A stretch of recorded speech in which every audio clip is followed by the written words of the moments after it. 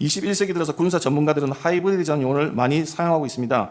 이를 비대칭전, 복합전쟁 이런 용어 등과 등치시켜서 많이 사용하고 있는데 그 의미가 경계에서는 딱 분명하진 않는데 안보 전문가인 증인께서 생각하는 하이브리드전의 어떤 의미는 어떤 것인가요? 네, 하이브리드전은 2014년 러시아가 크리미아 반도를 불법 침략하는 걸, 불법 점령한 걸 계기로 해서 당시 나토 정상회의 때 나왔던 개념입니다. 하이브리드전은 기존 전통적인 전쟁 수행 방식에 추가해서 정치 공작이라든지 경제 침투라든지 그다음에 SNS 등을 이용한 여론 심리전, 영향력 공작 등을 망라합니다. 특징은 공격 대상 및 목표가 전통적인 군사력이나 정권 집단뿐만 아니라 일반 국민 또 나아가서 그 사이의 규범과 가치를 그 대상으로 한다는 점이고요.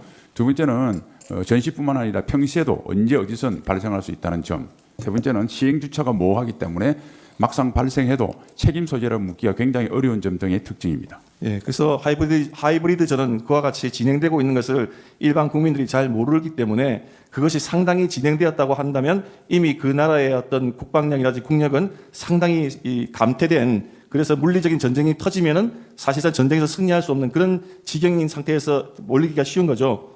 네, 거기에 추가해서 영향력 공작 등에 의해서 국민의 어떤 항전 의지라든지 사회 통합성 같은 것이 또 윤리감 이런 것도 많이 와해되기 때문에 비단 군사적인 위협뿐만 아니라 싸울 수 없는 상태로 국가가 될 가능성이 대단히 높습니다. 예. 하이브리드전은 타국의 전력망에 대한 공격이라든지 디도스 공격, 랜섬웨어, 해킹 등 다양한 형태의 사이버 공격 또는 타국의 선거에 대한 개입, 수출 규제 등 합법, 비합법 수단, 군사적인 수단, 민간 분야의 수단, 정치, 경제 등 영역과 수단을 가리지 아니하고 다양한 영역에서 온갖 수단을 동원해서 전개한다고 볼 수 있죠. 네, 광해의 의미에서 하이브리드전에 포함될 수 있을 것 같습니다. 예. 통상적으로 하이브리드전은 중국, 러시아, 북한과 같은 사회주의, 전체주의, 일당 독재 국가들이 서구의 자유민주주의 국가들을 상대로 해서 많이 구사한다고 하는데 맞습니까? 네, 그런 경향이 있는 걸로 알고 있습니다. 그 이유는 무엇인가요? 일단 전체주의 국가들은 자유민주주의 국가에 비해서 모든 면에서 경쟁력이 낮습니다.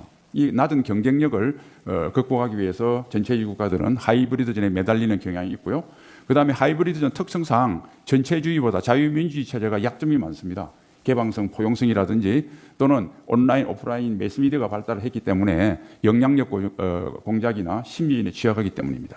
대통령께서 담화문에도 발표하셨지만 우리나라 주변에 중국과 러시아와 같은 사회주의 국가 또는 사실상의 일당 독재 국가가 있지만 그래도 친선 차원에서 또는 경제 교류 차원에서 서로 상호 존중하는 의미에서의 교류는 활발하게 진행되어야 하지만 대한민국의 헌법 체제라든지 자유민주주의 체제를 훼손하는 그런 어떤 하이브리드전 가능성에 대해서는 항상 경각심을 가지고 경계해야 되는 건 맞죠?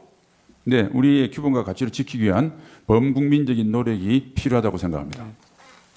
중국에서는 이 하이브리드전을 의미하는 용어로 초환전이라고 하는 용어를 사용하고 있다고 하는데 그 의미는 어떤 것입니까? 네, 계명대 교수가 쓴 책 제목으로 알고 있는데요. 한계를 초월한 전쟁. 그래서 하이브리드전과 유사한 개념으로 알고 있습니다. 지금 최근에 전 세계에서 좀 이슈가 되고 있는 것 중에 중국이 다른 나라의 국가의 선거에 개입하는 사례들이 많이 보도가 되고 있습니다. 한국 언론에서는 그게 많이 이슈가 되진 않지만 세계에 지금 그게 많이 이슈가 되고 있는데 타국은 타국의 선거에 개입하는 정치 공작, 가짜뉴스나 거짓 정보 확산을 통해서 타국의 위해를 가하는 인지전, 여론전 또는 ICT 기술을 이용한 사이버전 등 이런 전법을 종합해서 많이 사용하고 있는 걸로 알고 있죠. 네, 그런 보도를 본 적은 있습니다.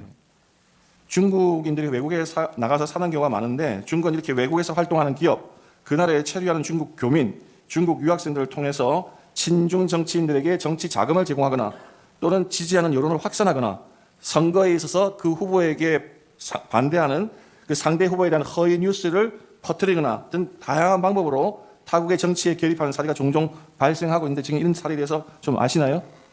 뭐 해외에서 그런 적이 있다고 하는 보도를 본 기억은 있습니다. 중국이 보도된 바에 따르면 캐나다하고 스웨덴은 공식적인 보고서가 나왔다고 하고 또 중국에서 가장 가까운 데 있는 대만에 대해서는 지금 선거 개입 영향성 때문에 대만은 선거제도를 다 바꿔서 당일 투표 현장 개표로 다 바꾼 걸로 알고 있습니다.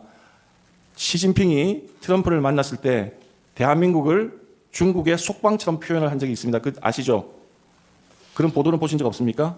네, 2017년 아마 판비치에서 미중 정상회담을 할 때 그런 말이 있었다고 하는 보도는 본 기억이 있습니다. 그런 정도의 중국이라면 한국에 대해서도 얼마든지 선거 개입을 위한 시도는 있을 수 있다 생각하시죠?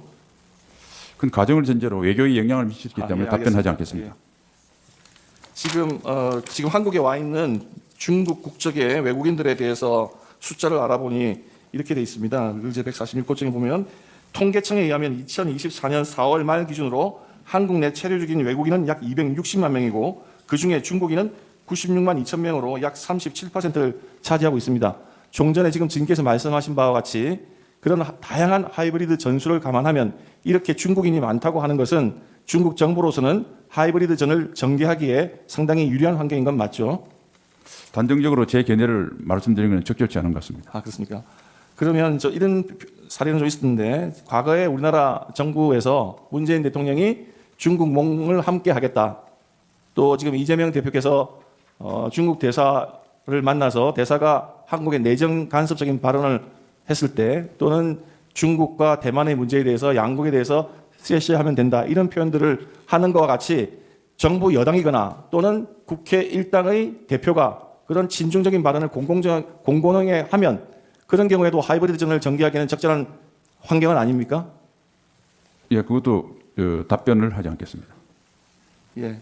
9-3만 물어보겠습니다. 그러면 일반적으로 중국은 여론 주도층을 매수하거나 영향력을 확보하여 정치 공작을 펴서 친중 세력을 부식시키고 가짜 뉴스, 거짓 정보를 유포하여 정치 경제에 영향을 미치고 소위 우마오당이라고 알려져 있는 인터넷 댓글 부대를 운영하여 여론을 조작하고 또 ICT 기술을 이용해서 상대국의 어떤 기반 시설에 대한 통제력을 영향을 미치려고 한다는 그런 시도가 있다고 하는 것은 보도를 통해서 알고 계시나요?